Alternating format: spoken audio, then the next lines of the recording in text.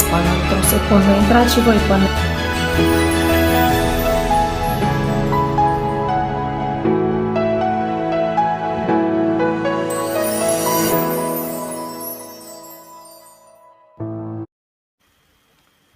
Good afternoon and welcome back to the Aspen Healthcare Forum 2021, the third session towards a Romanian national plan on combating cancer. My name is Marius Janta. I'm the co-founder and the president of the Center for Innovation in Medicine, and I'm really honored to be the moderator of this special session. It was already mentioned that the cancer is a challenging topic, but we also have a lot of opportunities coming from, at least from the European initiatives in this field, beating European Cancer Plan and Cancer Mission. As well, we have a lot of to learn from other countries' experience, and especially from United States and other European and non-European, but well advanced in the cancer control countries. We have a great lineup of speakers today to our session. The representatives from the US Congress, Debbie Dingle, representatives from the European Parliament, Cristian Bușoi, a member of the Romanian Parliament, Professor Patriciu Achimaș-Cadariu, a representative of the academia, actually two. One is Clara Volintiru from the Academy of Economic Sciences. The other one is Professor Nick Guldemont from Leiden University Medical Center, and a representative of the civil society, Mihaela Joană from Renașterea Foundation. And now is my honor and pleasure to introduce the first speaker for the to provide us some remarks. Is the Honorable Debbie Dingle, member of the U.S. House of Representatives, member of the Deadliest Cancer Caucus in the U.S. Congress. I hope, yes. So good morning. Thank you for that kind introduction. I hope that everybody can hear me. And I'm going to apologize that while I'd hoped to be here for the whole 2 hours, I've now been invited to the White House for a meeting with the president on some of our pressing issues in this country. So we'll have to leave after my remarks, but we'll very much watch what happens and want to stay engaged with you. I want to thank the Aspen Institute of Romania for including me today. It's an honor for me to represent my state, Michigan, in the Congress. And I have long been associated with the Aspen Institute. And I think the importance of bringing countries together around the world, remembering how much there is that binds us together, how we learn together, grow together, protect each other, is so very important. And to talk to you today on the efforts to fight cancer and what we can do together on the legislative front, both in my country, but all of our countries, and bring it to the world is very important.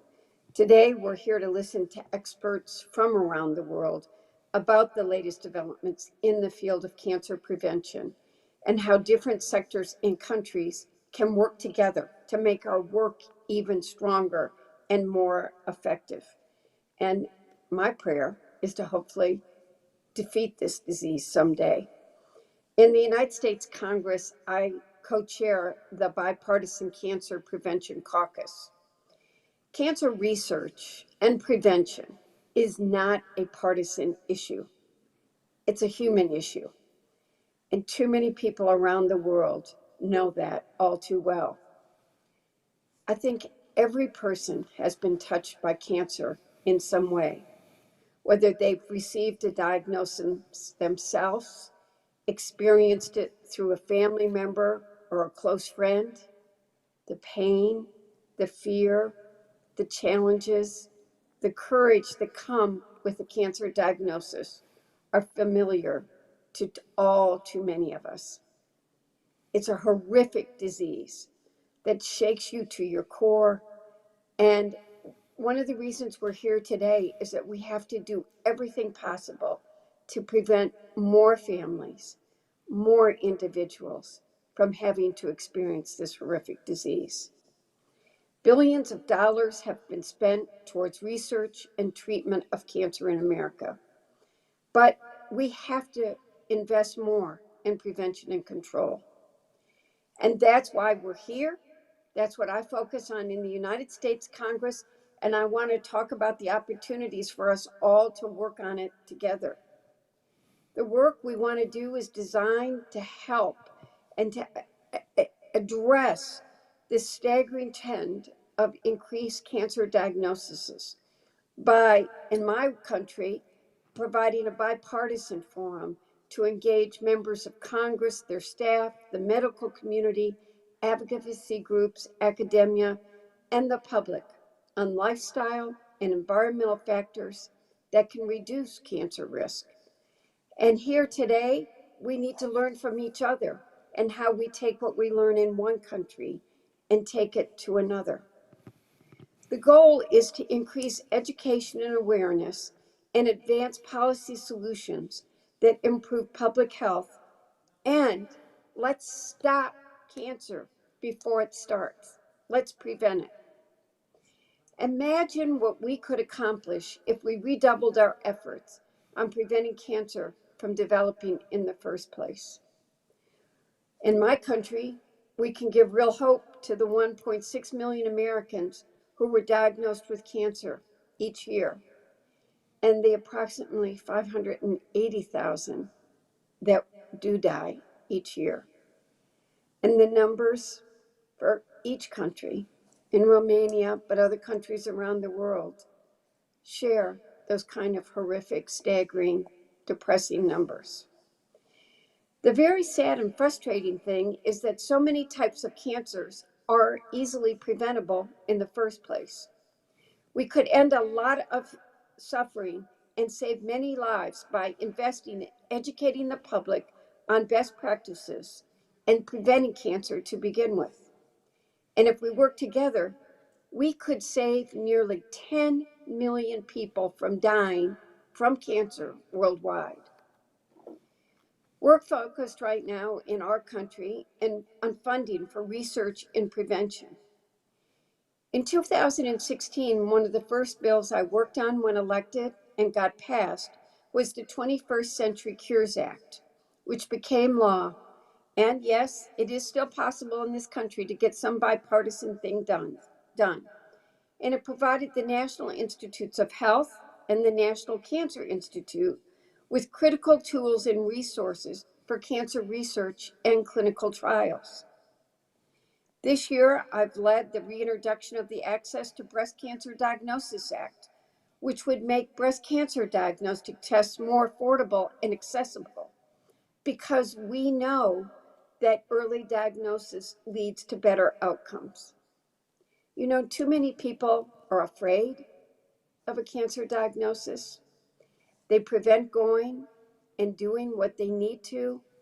And yet, if we could remove that stigma, if we could help support them, if we could help educate them, there'd be more people that we could keep alive.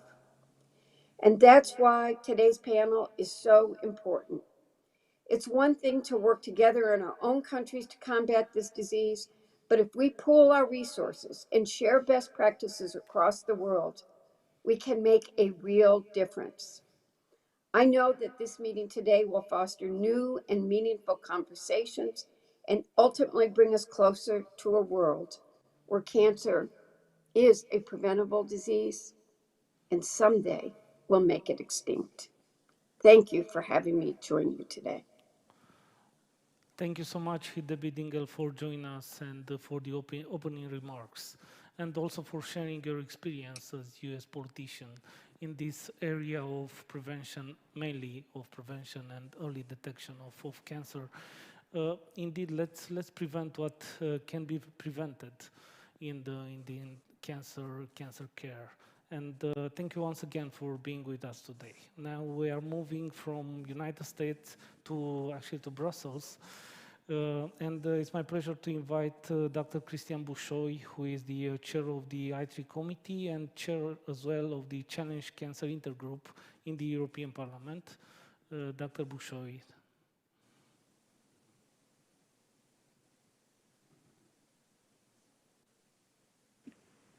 Thank you so much. I hope you can hear me.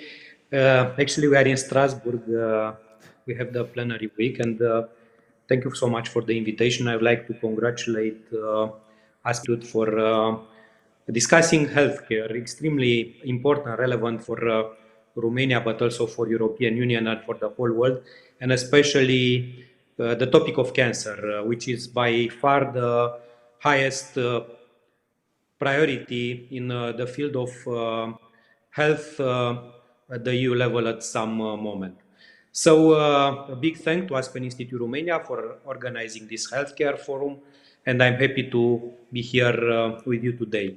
I'm also honored to participate in a panel with such distinguished personalities. I say hello to Madam Mihaela Joan, extremely active, extremely involved at the Romanian, European, even international level. Of course, the input from US Congress is extremely important, and from Mr. Patriciu Achimaș, we'll hear a lot of very important and practical issues related to cancer. It is estimated that by 2035, the cancer cases in European Union could have doubled in number, and approximately 40% of EU citizens will face cancer at some stage in their lives. Despite efforts to reduce the incidence of cases in Europe, cancer remains one of the main challenges affecting citizens and the society as a whole. According to European Beating Cancer Plan, 40% of cancers are preventable if we implement good cancer plans and if we concentrate a little bit more on screenings and early diagnosis. Moreover, the global pandemic of the coronavirus disease called COVID-19 continues to have a serious impact on many people, especially on cancer patients all over European Union. What is also important to remember is the fact that we face policy gaps between the member states inside European Union. Unfortunately, many member states did not update their national cancer control plans in the last 5 years, and 1/5 of the member states do not have a national cancer control plan at all. And unfortunately, this is the case of Romania, and we have to change the situation as soon as possible. Also, there are still inequalities in access to diagnosis and treatment, cancer-related care, expertise, and research and innovation. It is well recognized that cancer is often diagnosed late, which means that less treatment options are available for people impacted by advanced disease. An earlier diagnosis means also a reduction in healthcare burden. Compared to early diagnosis, cancer screening is a distinct and more complex public health strategy that mandates additional resources, infrastructure, and coordination. It is also well recognized that the research in this area was quite limited until now at the EU level. Of course, we need to devote and to mobilize more public funds for research in this area, and we have to incentivize, to continue to incentivize the industry in order to invest more in R&D and find a good way of diagnosis and, of course, the good treatments for cancers. Our national plan combating cancer should be development and country tailored depending on our national specificities. And of course, taking into account our special prevalence. And it is not only one time shot. It is not only to build it and then forget about it. Then we have to implement it. We have to regularly update. And of course, the most important, we have to properly fund our combating cancer plan in Romania. This plan should address cancer from screening and early diagnosis to treatment and care with a focus on addressing inequalities. As I said at the beginning, and I will finish with this, cancer is now a top priority for European Union.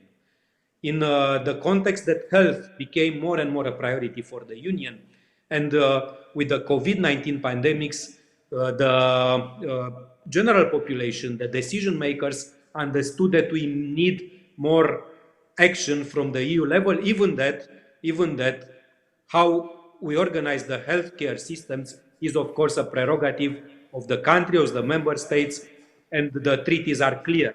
But even with these treaties, we have at European level many tools at our disposal to achieve the necessary level of progress in many areas related to healthcare, and of course, the cancer is the most important area. We have the EU Beating Cancer Plan. This is a clear,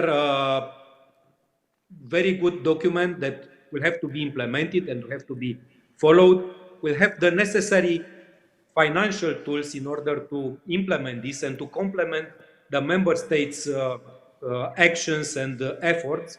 And here I'm talking about EU for Health program. I know it very well as I was and I am the responsible of European Parliament for this. And in the field of research, we have the Horizon Europe with the mission on cancer, which is a very important cross-cutting delivery mechanism for the plan.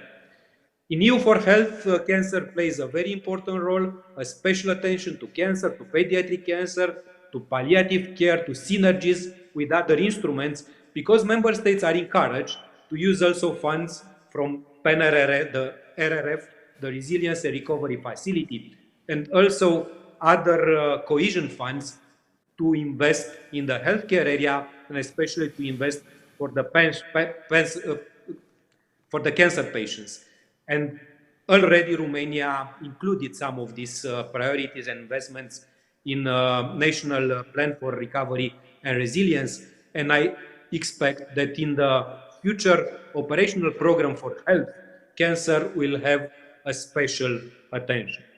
From the European level, with the EU Beating Cancer Plan, with the special committees in European Parliament, even with the Challenge Cancer Intergroup that I am chairing in European Parliament, there is a clear political support for the member states in general, for Romania in particular, to invest in the battle against cancer, to build the best cancer management plans possible, to pay a special attention to cancer patients, and of course to implement then the necessary guidelines in order to make a significant difference in the coming years. Once again, congratulations for this event, congratulations for the discussion, and full support from European Parliament to all efforts that you are making in Romania. Thank you so much.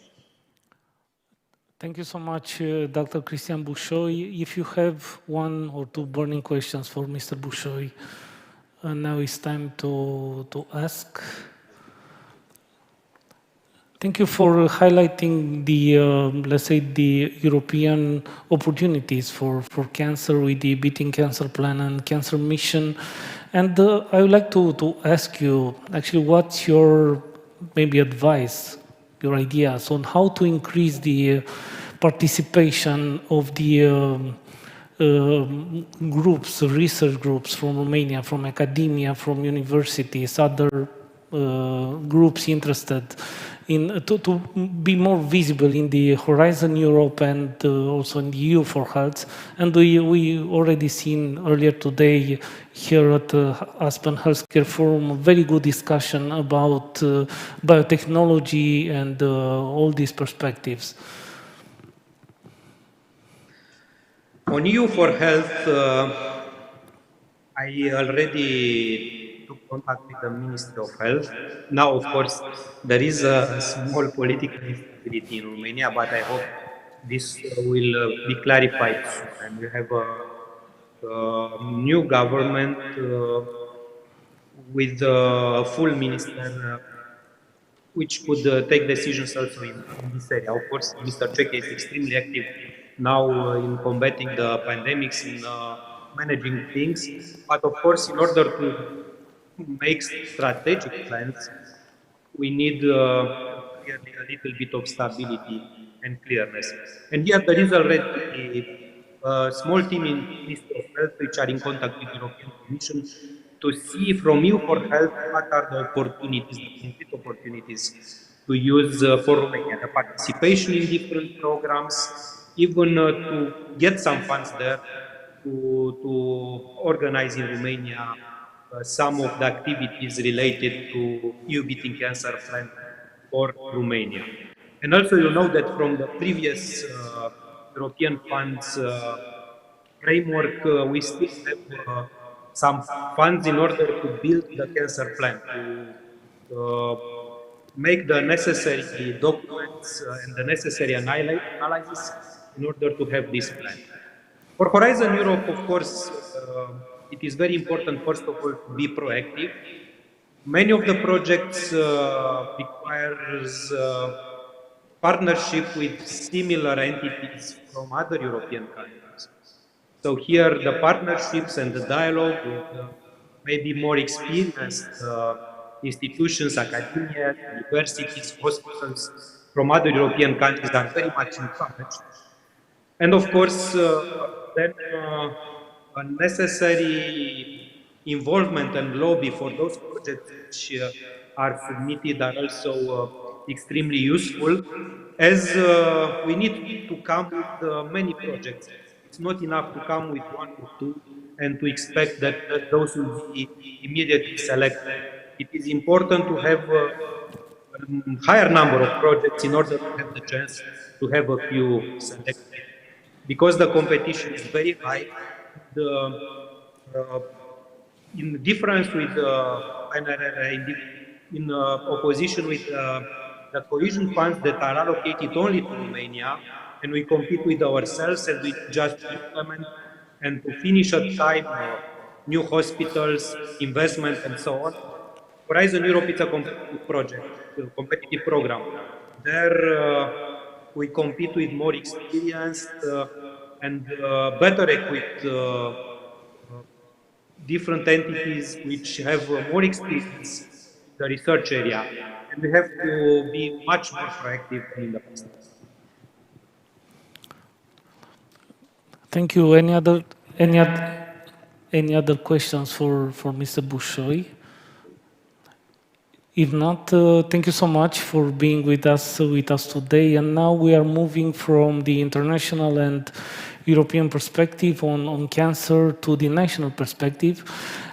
Actually, we have, I think, a very well set framework for cancer in Europe, but it's up to every member state to actually to implement. And in this regard, it's my pleasure to introduce the next speaker. Is Professor Patriciu Achimaș-Cadariu, is the chair of the working group for combating cancer in the Romanian Parliament, and of course he's member of the Chamber of Deputies. Professor Achimaș-Cadariu, the floor is yours. Thank you very much, Dr. Ganta. Thank you, everybody. I would like, first of all, to salute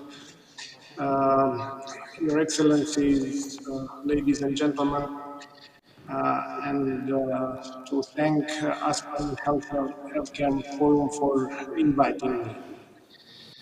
Now, Professor Alexandru Rafilova, the President of Healthcare and Quality of Life Program, organized a great set for today. We've learned from the first panel what the burden and the barriers for chronic patients, especially cancer patients, were in the latter years. On one hand, on the other hand, we learned the opportunities that we might meet quite soon from the second panel. Now, moving to our national problems, and bearing in mind that our American and European counterparts in the meeting. The problem of Romania is the fact that we are one of the last countries to develop a proper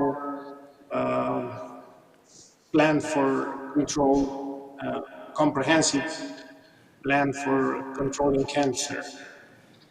And even though we had a proposal a few years ago, we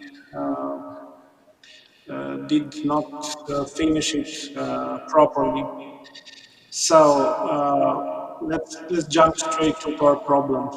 As far as epidemiology is concerned, we face major problems in terms of breast cancer, colon cancer, cervical cancer. That's also regional, specific regional problem.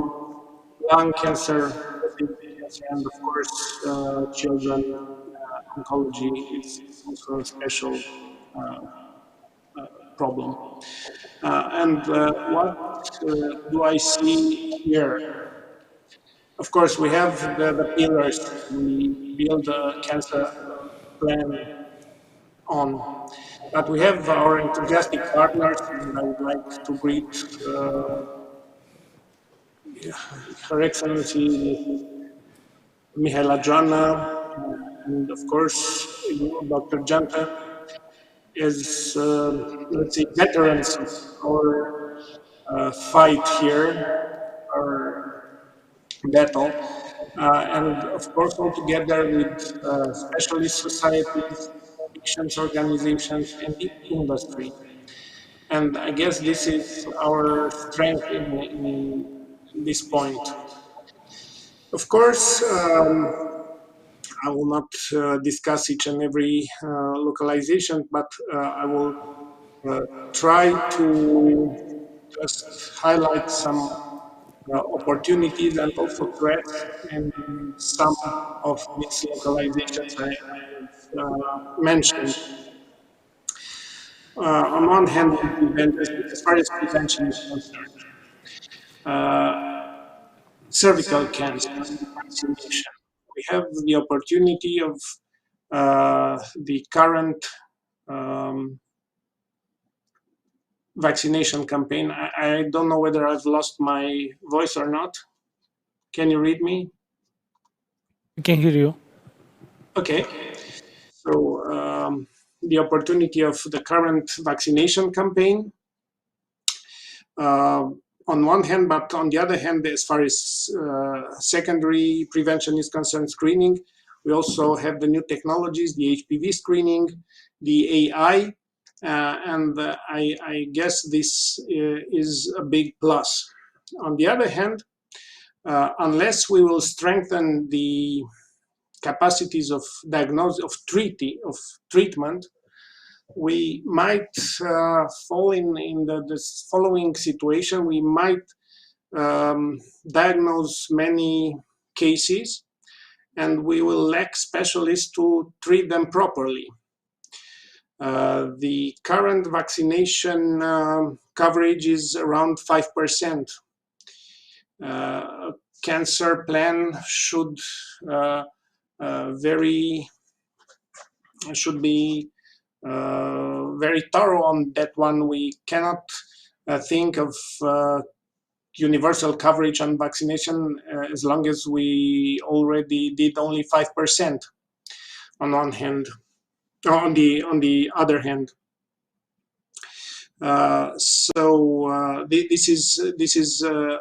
this might be a serious thing to discuss.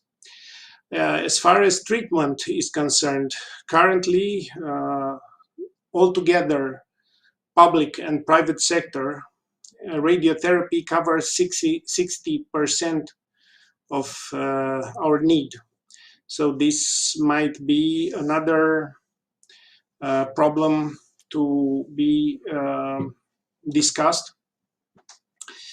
And of course, we have these new opportunities, meaning also personalized medicine, and we should very serious think of starting an innovation fund.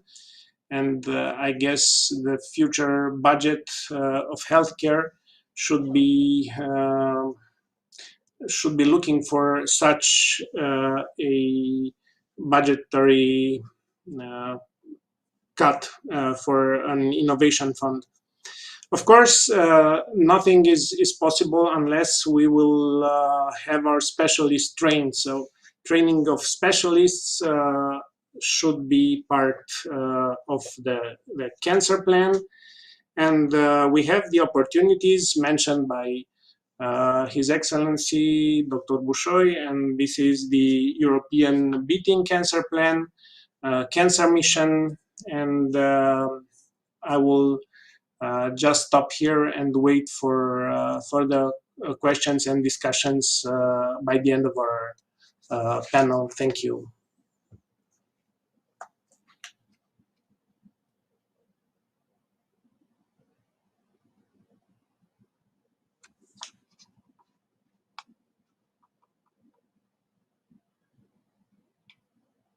I'm sorry, I've lost the voice.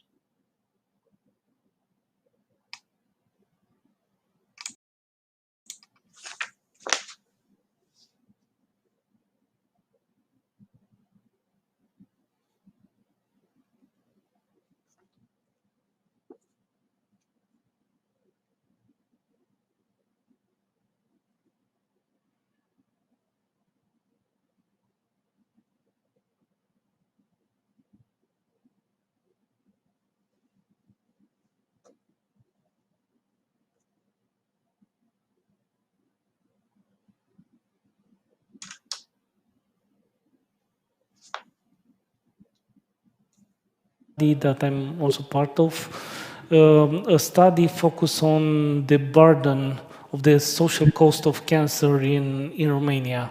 Let's see the presentation of Clara Volintiru, and then we'll continue with Mihaela Joana, Nick Guldemond, and of course Professor Achimaș Cadariu, who will stay with us.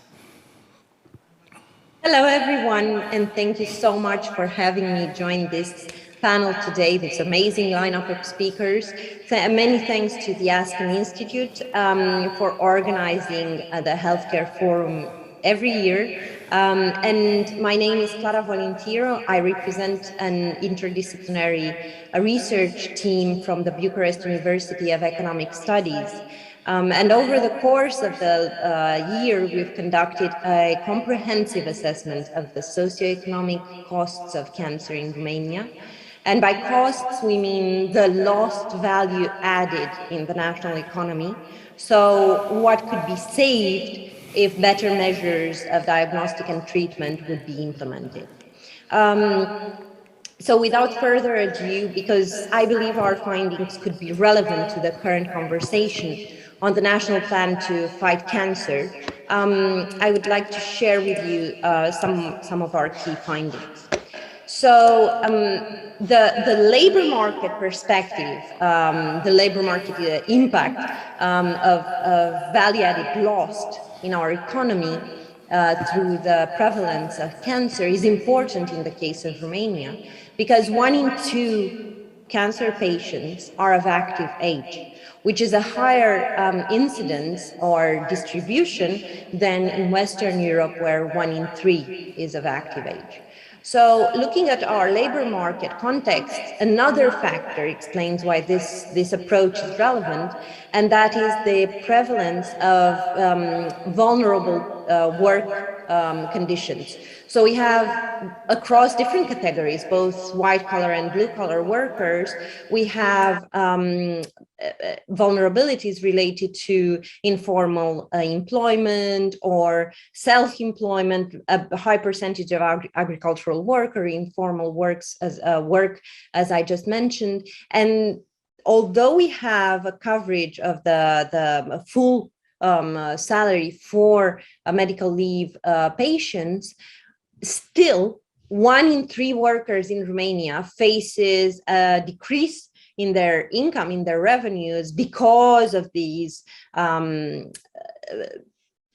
uncertain employment conditions. So looking also at the level of savings, there is a relatively small share of the population that has any savings at all, and that is 40%. And out of those 40%, the vast majority, over 83%, have relatively small savings. So that's roughly 10,000 RON, which is approximately 3,000 euros. Now, building all of these elements into our assessment, that brings us to an astounding figure of 9 out of 10 people in Romania being financially vulnerable in the case of a cancer diagnostic. And why I say this is, because our estimates based on a methodology that was applied in the Irish case a few years ago, our assessment is that for cancer patients in Romania, out-of-pocket expenditures for only the first year are higher than what the average Romanian has set aside. And that's although there is universal coverage of medical expenditures in Romania. And the explanation for this high level of out-of-pocket expenses is that the healthcare system doesn't deliver in terms of accessibility to services and in terms of coordination. So patients are left searching for alternative solutions on their own, because there is a very poor coordination between public healthcare professionals, GPs, specialists, oncologists, that would refer patients from one to the other within the framework of the national insurance system. And this poor coordination not only creates financial costs, but grave repercussions in terms of personal costs and life expectancy, because we find over 6 months delays from first symptoms to treatment in the case of cancer, in the case of pulmonary cancer. In terms of the mezzo economic approach, we have to account, again, this is specific in the Romanian case study, we have to account for the high prevalence of informal care, and not just for cancer, but for any type of debilitating disease, and also for happier situations like childcare. These are all taken care by family members predominantly in Romania. So we account for what we call a family hub. Of course, the literature is vast on the caregiver burden, and when we accumulate these aspects, we find a very high economic impact. So yearly, we have in Romania approximately 100,000 new cases newly diagnosed cases of cancer patients, and accounting for family members as well, we find almost 250,000 people affected yearly. These are new diagnoses. So, taking into consideration a minimal involvement of family members, but because there is no public infrastructure for transport to care facilities and home care for patients, we find that between patients and caregivers, value added losses, we have a potential loss in the national GDP of 3% annually. And again, this is the value lost in the economy, given that patients and their family members have to spend their time dealing with services that are not provided by the national healthcare system. In terms of public expenditures, cancer in Romania, cancer care in Romania is judged by previous studies to be around 160 euros per capita. Now, our assessment shows that the losses of cancer prevalence in Romania amount to almost 500 euros yearly. And both of these figures are growing. But our point with these figures is that there is an investment gap where higher expenditures on cancer care, cancer diagnostic and treatment would diminish the economic costs of the disease in the national economy. And so their increased expenditures levels are economically viable because of the gains that they would bring to the national economy. Of course, the data availability is relatively poor in Romania, as most of the experts in the panel already know. So what we've done is to look at average number of patients under treatment based on certain assumptions of care. And when we look at this average number of patients under treatment, we find that overall for each annual set of newly diagnosed patients, their potential loss in the potential loss that they bring to the national economy by their lost contribution is approximately 3.4 billion euros. And when we account for that, it's not just the patient's loss in work capacity, but also that of caregivers, and also the taxes and contributions uncollected in the first months after treatment due to medical leave. Now, our argument is that it is cost effective to treat cancer better. Of course, for numerous reasons, it is important to treat a healthy society is an effective society. But at the end of the day, in purely economic terms, it is worth treating cancer better for economic gains as well. Now, if you look at primary prevention, early screening, diagnostic, and better treatment, our assessment is that substantial gains or diminishment of losses can be achieved in the Romanian context. And this builds on previous studies that showed that in a middle-income country such as Romania, prevention strategies and better treatment processes can have a tenfold positive economic impact on investments. So our study, and I will stop there, but what our study tries to showcase is that expenditures on cancer care in Romania are not just that, are not just expenditures.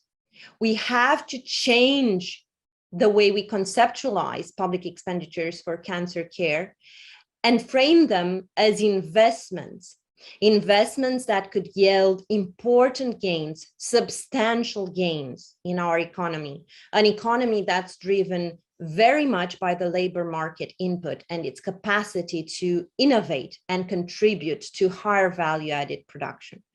So beyond any human consideration on the importance of cancer care, we also have to have a better framing of how we use public expenditures to counter cancer prevalence in Romania. Our study will shortly be available online, and my colleagues who are in the room now, I'm sure they are happy to answer any questions you might have. Thank you all so much for bearing with our short presentation, or not so short. And thank you once again, Marius and the Aspen Institute. Thank you, Clara. Indeed, a big impact of cancer in Romania, and big numbers. The big impact at the individual level, at the family level, at the society level, and at the economy level. And indeed, it's time to act and to change, including the numbers. But also our ongoing different, as well, big initiatives in order to tackle the big cancer numbers. And we've already mentioned the Beating European Cancer Plan and Cancer Mission, the two big initiatives at the EU level, both highlighting the role of civil society in the battle against cancer. Patients, and very interesting, especially in the Cancer Mission, the role of citizen in the constructions of the consortium projects, initiatives in the battle against cancer. In this regard, I think it's very timely to have a high-level representative of civil society with us today. Mihaela Joană is the founder and president of Renașterea Foundation, and as well the president of Think Pink Europe.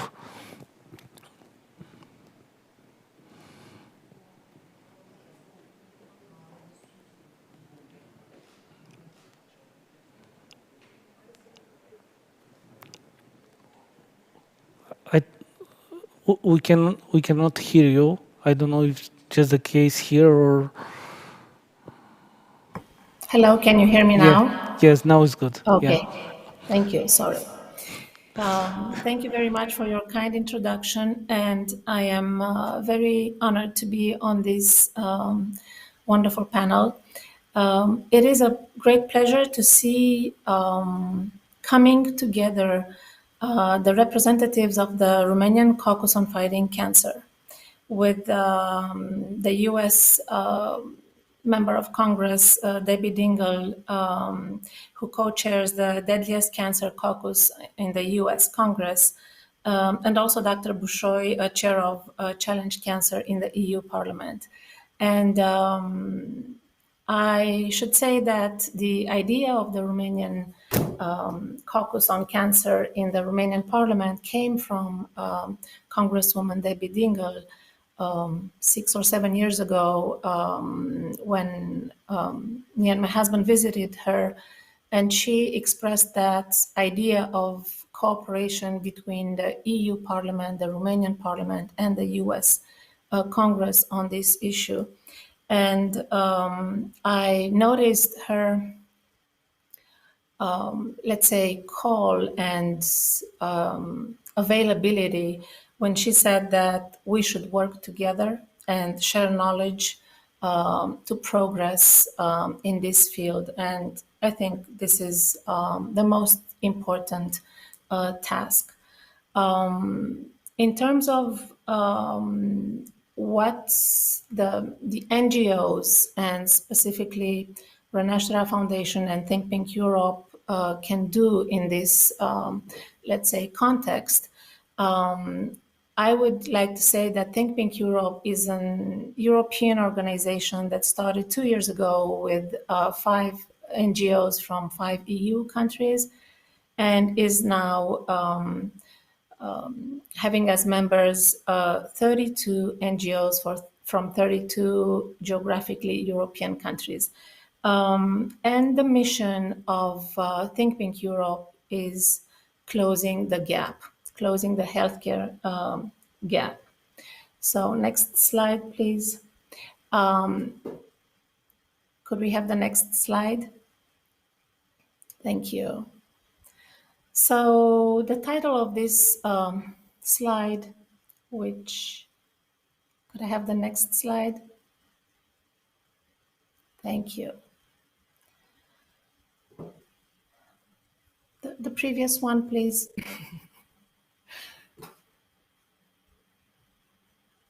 Okay. In 2021, in Europe, women live or die depending on the country they live in. This is a very harsh, let's say, statement, but it's very true. The breast cancer patients in Eastern Europe have a 15% lower chance of survival than the average in the Western European countries. So as I was telling you, the Think Pink Europe's mission is closing this gap. Next slide. The situation in Romania, if we compare it, for example, with Belgium, that gap is even of over 20% survival rate, higher in Belgium than in Romania. We have cervical screening cancer, but this program was accessed during 5 years of existence only by 15% of the targeted population. And we will talk more about that. I will highlight the pillars of the Europe's Beating Cancer Plan that we feel we can contribute to. And these are the 5 pillars, let's say, in which NGOs can have brings a good, let's say, level of progress. And I will take them each one by one. So in terms of prevention, I would start with the message in pink, in which we consider that the inefficiency of the COVID-19 vaccination campaign in Romania is due to lack of credibility of the authorities, the lack of medical education of the population, and the reduced capacity of the population to detect fake news. So this is a very important lesson to learn in terms of prevention, because as we know, for cervical cancer, we have a way of preventing it, which is the HPV vaccine. So we consider that we need to develop national awareness campaigns about healthy lifestyle, exposure to cancer-causing substances, vaccines. I stress at every intervention I make that each and every health program should have an element of communication, of raising awareness, and these things need to be budgeted. This is why the population doesn't access the programs, because they don't know about them, or if they know, they don't understand the importance of these programs and the benefits they can bring to them. So these awareness campaigns have to be designed by specialists.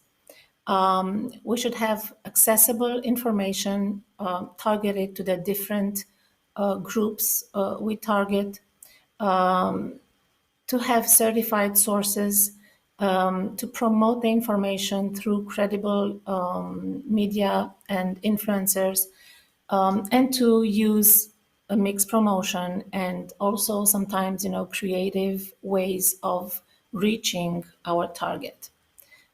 Next slide. Early detection. As everybody has stressed in this panel, and not only today, early detection is key to survival from cancer. There are many cancers, I should say many cancers, that we can increase the survival rate by early detection. And here, Romania has a huge work to be done.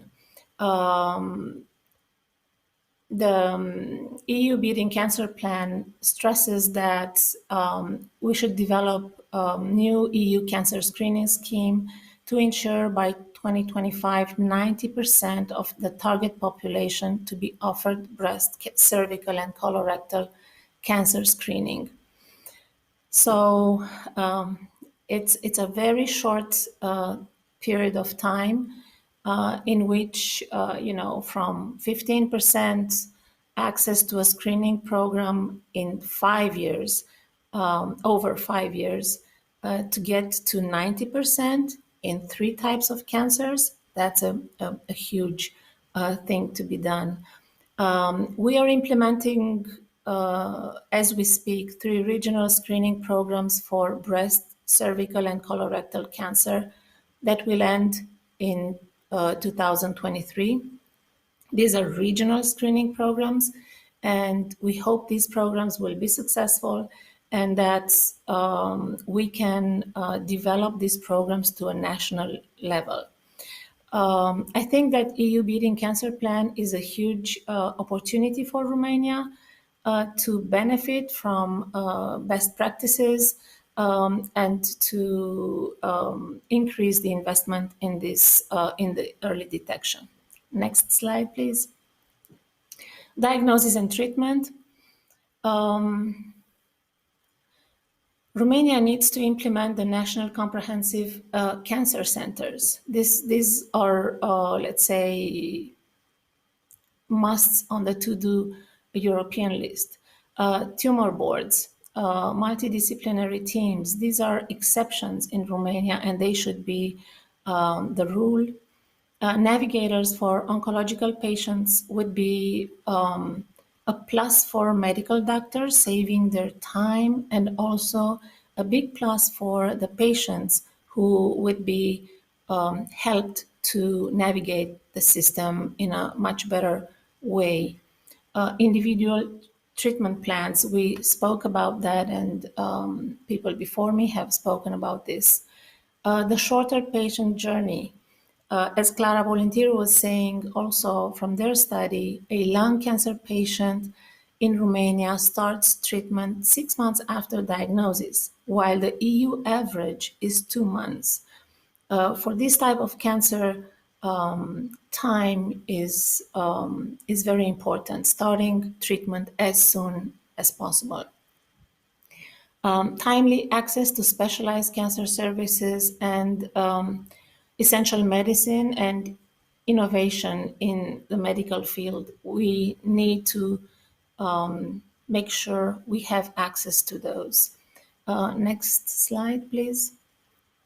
Quality of life for patients, survivors, and carers. In Romania, the patients need, according to what we have seen, access to oncology professions like psycho-oncology, pain management, physical well-being, and nutrition. These are seen as, let's say, secondary needs, but we've seen in other countries that these help a lot, and these services have an impact even on the survival rate.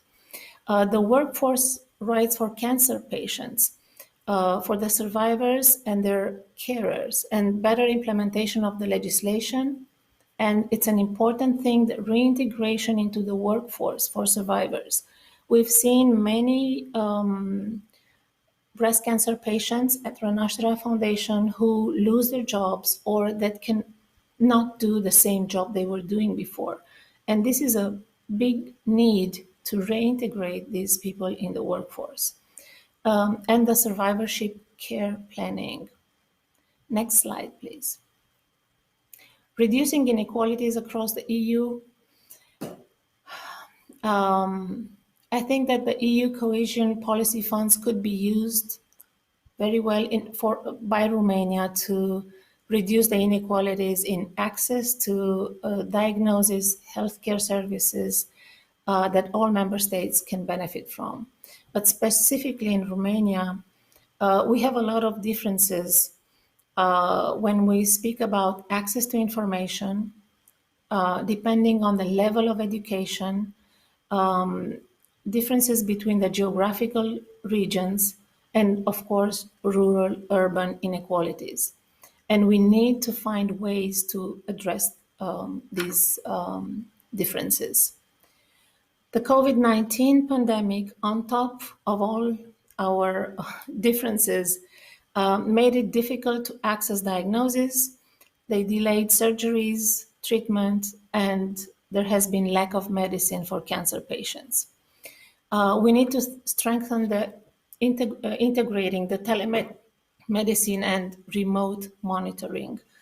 I will speak about a program we do at the foundation in telemedicine. We need to use mobile healthcare units for cancer screening and for information campaigns. And I was speaking here about rural-urban inequalities. Next slide, please. These are a few things that Renashra Foundation did in the 20 years of existence in terms of awareness campaigns, providing diagnosis, and also, most importantly, operating 2 mobile units. And I'd like to show you the next slide.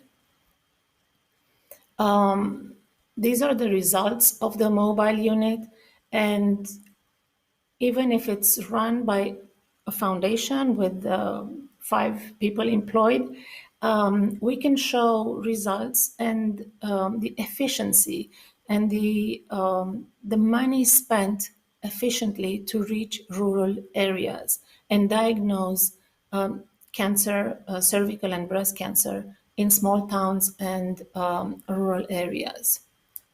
And next slide. I truly believe that stronger we are closer to closing the healthcare gap, and collaboration between the EU, the US, the Romanian Parliament, and all the factors involved today in our healthcare program could bring a better healthcare in Romania. Thank you. Very much. Thank you very much, Mihaela Joana, for showing what the role of the civil society is and should be or could be in the future in the implementation of the National Cancer Control Plan and at the EU level of the European Beating Cancer Plan and Cancer Mission.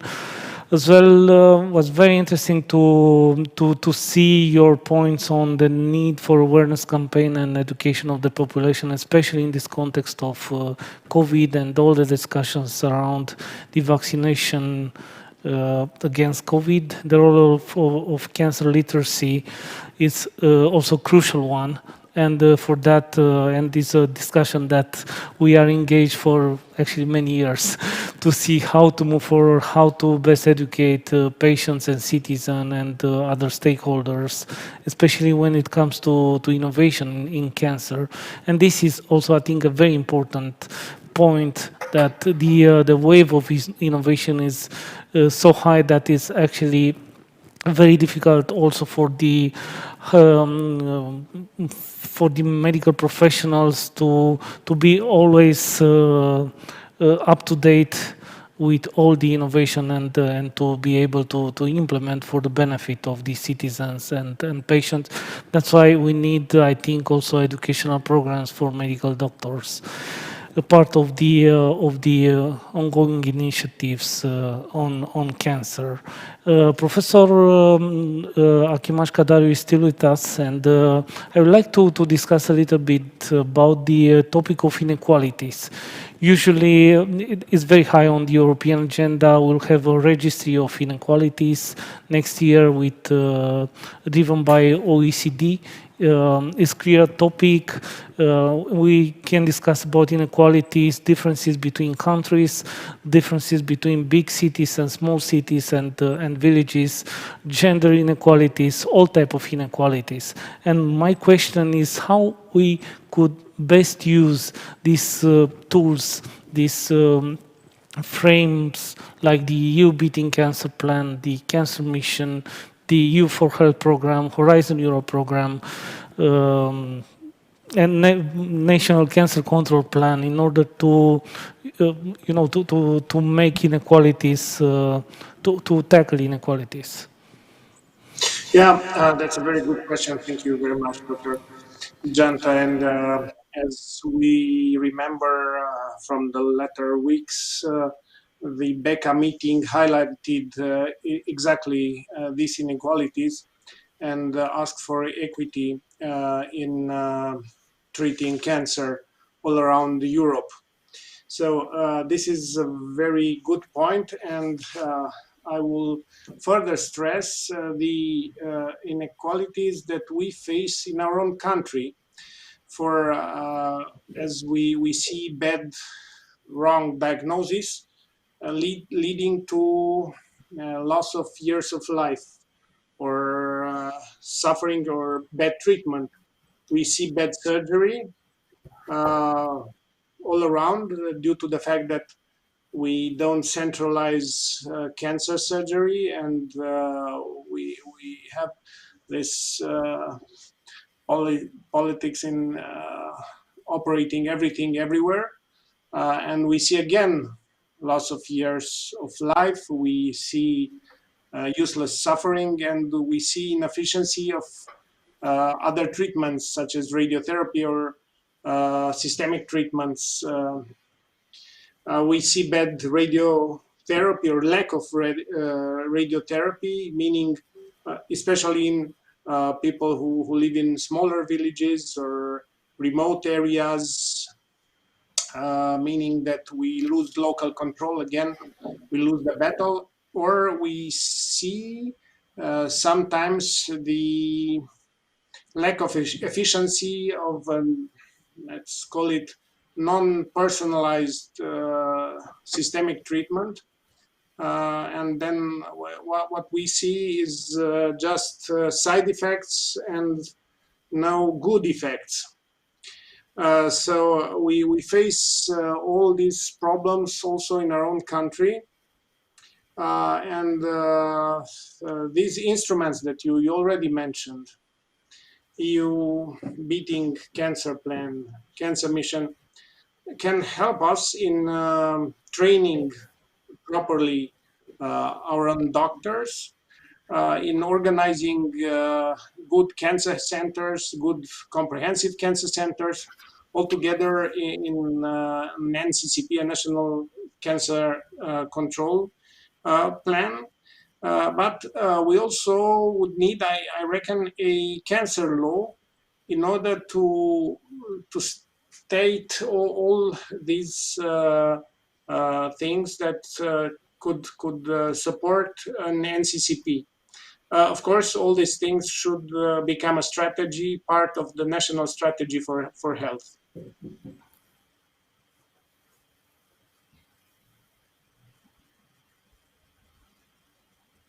I'm sorry, I can't hear you.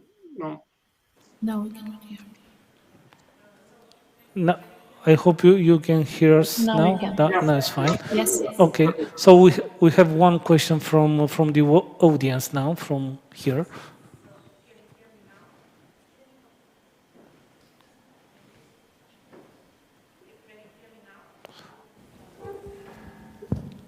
Okay, so can you Yeah. hear me now? Yeah. All right, so thank you very much for all the comments and the participation of the speakers. I do have a question related to the commitment of our country to the WHO, and I'm referring especially to the 3 global initiatives of the WHO: the cervical cancer 90-70-90 by 2030, the childhood cancer 60 by 2030, and the breast cancer. Since it has been mentioned previously that at the moment we do have a low HPV vaccination, and of course a low rate, of course, of the screening and the treatment, we still do not have a breast cancer screening plan which is active, up and running. In your position, and I'm referring to Patriciu as the previous Minister of Health, as a leader of the NCCP, what would it be the top, let's say, 3 priorities in order for us to be able to catch up with these global initiatives? Do you think will it be possible? And let's say if you would take tomorrow again the lead of the Ministry of Health, what would be the top actions, top 3 actions, priorities for us to be able to reach those goals for which Romania showed the commitment to be part of it? Okay, thank you very much. I feel like I'm already part of the next government, and you're asking questions. This will happen a couple of hours later. Thank you. The fact, to be very sincere, it will be sort of impossible to catch up with these goals. What we can do, because organizing an NCCP should take into account the realities of our country. So, and such an NCCP should be written for the next, let's say, 4 or 5 years. So in terms of vaccination, for instance, in cervical cancer, starting with the 5% coverage, if we would think that we'll be able to get 80, 90% coverage, to be absolutely wrong. So I guess correct numbers should be, first of all, the basis of our the foundation of our NCCP. Of course, further on, the same applies to screening, and I mentioned strengthening the capacities of treatment, because otherwise we will end up with plenty of diagnosed problems. I will not call them exactly cancers, because they could be dysplasias or precancerous lesions, and uh, performing a wrong treatment, as mentioned before, either a bad surgery, under treatment, or over treatment, which is also wrong. Further on, breast cancer is a very special issue, again due to screening. But as mentioned in the introduction, and these things were already discussed in the previous panel, um, in comparison to what northern countries faced by the end of the Second World War, meaning they started screening by means of cytology. What we have today is new technologies. We have HPV screening, we have AI, we have telemedicine, as Mrs. Jana already mentioned. So new technologies could help us catching up with all these uh, things that did we did not do. Let's put it this way, in the latter years. So this is how I see things. It's not a question of one person. It's a huge team that brings an NCCP together, as I've already mentioned, specialist societies, patients, industry. So these are the things that we have to include in an NCCP, and we have the opportunity of European funding through all the already mentioned programs. So this is my point of view on this issue. Thank you.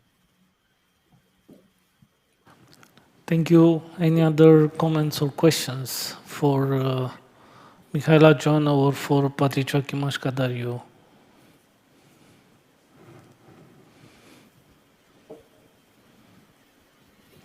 I will have one question. Maybe you, Professor Cadariu, could help us. You mentioned the cancer law in addition to the National Cancer Control Plan. I know that actually there are different groups working in this topic of cancer in Romania. But for the cancer law, do you have like a timeline, like?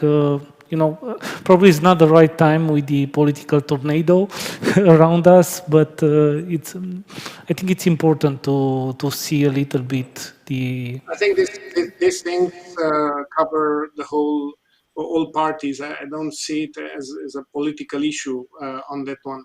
I think we should go into parallel, because otherwise we'll have this NCCP, hopefully, and we'll have plenty of, let's put it like, definitions or situations that we don't see them in our health, in our laws already, that we use already. So this is why I don't see this cancer law as a huge volume of sentences that say nothing. I would start with some definitions. For instance, let's put it this way. Let me give you an example.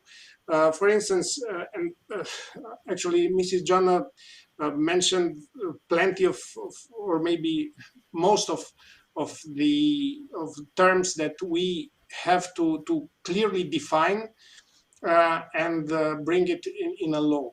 For instance, cancer centers. What is a cancer center? Who can treat what, which is the level of complexity of cases that can be treated in certain centers. Should we centralize children oncology? Yes, in my opinion, yes, we should. We should strengthen some important centers and help them by means of patients' organizations and let industry help there. This was just one example. This is how I see the cancer law. Thank you. Any other I have a questions? question, if I may. Yes, yes, Is there please. working group or are there specialists in healthcare from the different parties, let's say, that are getting together, and will this national cancer plan reflects an understanding and let's say acceptance from all sides so that we can have a plan that no matter what party is in power will follow up with. I mean, I think this would be the ideal, but I don't know if this is feasible. And as you heard Congresswoman Debbie Dingell, this is what they achieved in the US Congress. As we all know, cancer doesn't choose between a liberal, a social democrat, or whatever party he comes from. All our families are, let's say, exposed in the same way. So I'm not sure how such a thing can be achieved. Do you have any ideas, Professor Akimash? If I may add, we face a lack of capacities, as mentioned, and my example was in radiotherapy, for instance. Yeah, I have an answer here. I have seen the whole support of our presidency and the whole support of all political parties. So by the end, I guess this NCCP and the cancer law should be brought in front of the parliament. And as long as most, I hope everybody, of course, it will not be a perfect law. This is amendable, but by the end, let's hope that everybody should be clear on that, and any following government could use it and should use it. Of course, there's a timeline also for European funding, as I see in EU beating cancer plan and all the other program. So I guess we should be in a hurry, a little bit in a hurry on that one. Thank you. Thank you very much. One more question, please. So one more question. This time I would like to ask about the budget. So I was very interested in listening to the report presented by Clara, I think by the study done at the University of Economic Studies. And since, I don't know, perhaps there are not many health economists or many courses in health, many health economists working and contributing to the National Cancer Control Plan. We've heard about the burden of cancer. We've heard, of course, about not expenditure, but investment. I would have a simple question. Do we know how much does it cost to treat a cancer in Romania today? And what do I mean? I mean a breast cancer stage 1 versus a breast cancer stage 4, or a Burkitt lymphoma in a 6-year-old child. If we do have that knowledge, I think this, and again, not based on assumptions, estimations, or to calculate, which we usually do use in this case because we do not have a functional national cancer registry. But if we take this type of study, this would be extremely useful for us to be able to build the budget of the National Cancer Control Plan. Because as we all know, an NCCP without a budget would be just a plan, which will end up somewhere in a drawer. So do we know the cost? Do we have a budget planned by the Romanian government, let's say over the next 3 years to 5 years, whatever that NCCP is going to be, to make sure that those patients will be able to have the cost of their treatment. And when I say treatment, I include palliation as well, diagnostics and all the path journey of the cancer covered. Okay, could I answer? Yeah. Okay, thank you. So it's not the case for an NCCP to establish these things. Of course, it's all about money. Yeah, this is like it's all about budget. This is like every textbook in beating cancer starts. But the NCCP should focus, as all NCCPs do, should focus on tackling problems in the most significant, the most frequent cancers, and I mentioned them already.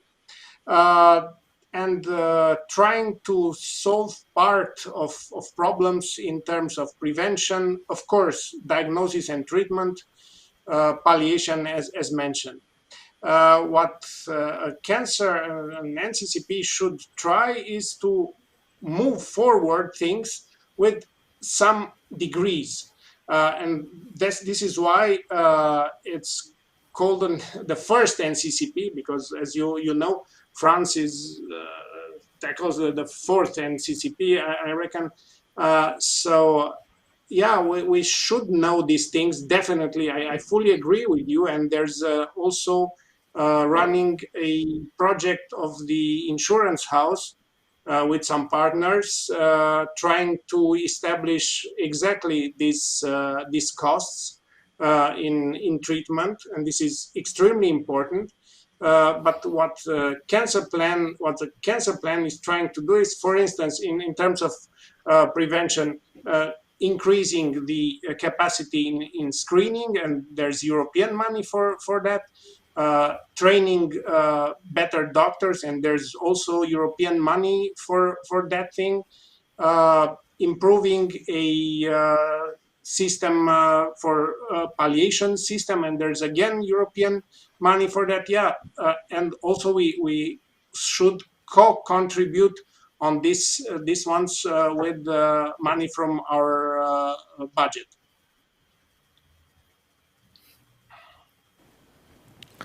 Thank you. Any other comments? If not, I will invite you, both of you, and I will start with Mrs. Joanna to have like a final remark or final comment for this session we participate on. Thank you. In my opinion, I think we need to include as many stakeholders in the decision making in terms of planning, because if all of them are included in the planning process, they will be more prone into accepting and adhering to the plan and being part of the implementation. Another topic that I think is very important and we should concentrate on is educational campaigns, communicating what we're doing in a proper way, and investing, considering this a part of the plan, because we've seen with the COVID-19 that if the population is not brought into the discussion, it's not informed at her level of understanding of each step, the reasons and the how and the why of each decision, then we as a population are prone to rejecting and to seeing, let's say, a democracy and human rights in a way that is disruptive and, deadly, finally. So I think that bringing everybody into the planning and the implementing of these cancer plans, and paying attention to information and prevention would be the things I would stress for now. And of course, there's specialists and professionals and medical doctors, oncologists that would bring the other items to the table, and we as a social, as the organizations, non-governmental organizations can bring to the table what we are best at. Thank you. Professor Achimaș Cadariu. I have to confess that part of my answer was similar to the one of Mrs. Mihaela John, and I would start by saying we need clear minds like Mihaela John. We have to listen to our patients. And yes, the current catastrophe, I can call it catastrophe in terms of how our pandemics, how the pandemics was tackled in our country, is a very good or bad example. What how can we do things wrong? Yeah, we obviously need this type of models and cooperation with our American and European counterparts, because they've been already through all these problems, and they've solved them in a happy way, and we see their incidence rates and dropping and survival rates rising, obviously. So yeah, we should take these things as lessons. We have to learn from these lessons. On the other hand, we should be very carefully in assessing our own situation and our capacities. And of course, again, yeah, bringing everybody together. This is the correct answer. Thank you, Professor Patriciu Achimaș Cadariu. Thank you so much, Mihaela Joana. And actually, thank you to all the high-level speakers we had in our very good conversation, I think, around the Romanian National Cancer Control Plan. I think was a very good conversation around the determinants of the cancer control and cancer control plan. The economic determinants, the social determinants of the cancer control, the digital determinants, and I think very important, the political determinants. And in this regard, actually, we had the chance to hear the transatlantic perspective from US, from Strasbourg, from European Parliament, and of course from our country. Of course, the discussion around the cancer law, national cancer control plan, and all the European initiative will continue. And as always, the Aspen Institute, it's a very good place to catalyze the energies and to put the discussions and the initiatives forward. Thank you all once again. Have a very good afternoon and evening. Thank you. Thank you. Bye-bye.